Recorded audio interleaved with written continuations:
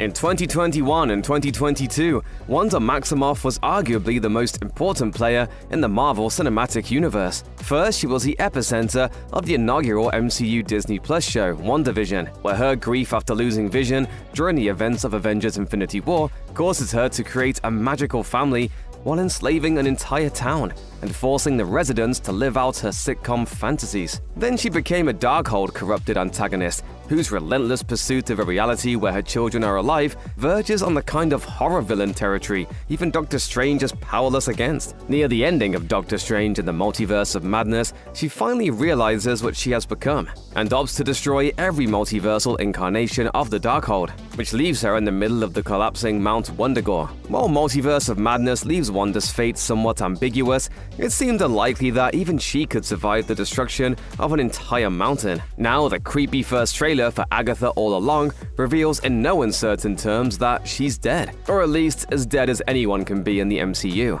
At the end of WandaVision, Wanda strips the evil Agatha Harkness of her magic and permanently traps the witch in her Agnes identity. What witch in her right mind would join Agatha Harkness's coven?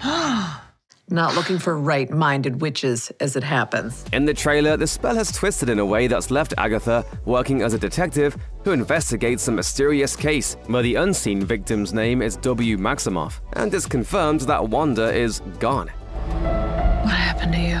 But no one stays dead in the comics, and Wanda's sheer popularity in the MCU makes it unlikely that she'll be gone forever. However, between WandaVision and Doctor Strange in the Multiverse of Madness, the original MCU version of the character has burned every available bridge so thoroughly that she may very well be gone for good, for the sake of narrative convenience, if nothing else. After all, any future storyline involving her would be derailed by the fact that the US government, Kamar-Taj, and probably many others now view her as an unstable weapon of mass destruction. I don't need you to tell me who I am.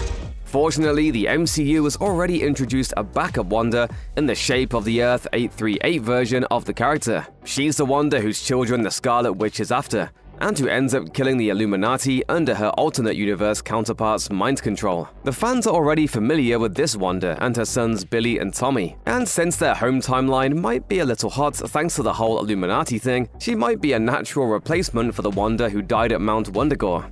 Well, the gang's all here. Let's hit the road. It remains to be seen whether the MCU takes this route, but it would provide an easy solution if the Avengers need a Wanda who doesn't have to keep dodging authorities and vengeful Kamar-Taj survivors. Having the Earth 838 Wanda switch timelines would also be interesting considering the rumors teasing Paul Bettany's return as Vision. The current all-white iteration of Vision might have all his old memories, but he still has a lot of soul-searching to do. So introducing him to a similarly fish-out-of-water Wanda, who's literally from another universe, might be an interesting twist on their dynamic. Of course, it's possible Wanda's been removed from the equation for a very specific reason, to give her character room to breathe before moving her to the mutant corner of the MCU. In the comics, a Scarlet Witch isn't actually a mutant, but was presented as Magneto's daughter for a long while. She's also a very important figure in the X-Men timeline, and causes one of the mutant kind's most dramatic and destructive events with her reality-warping powers. All of this might be important at some not-too-distant point down the line. Marvel's X-Men movie reboot may be closer than fans think, and judging by Beast's appearance at the end of the Marvels, there's every chance they'll occupy a timeline of their own,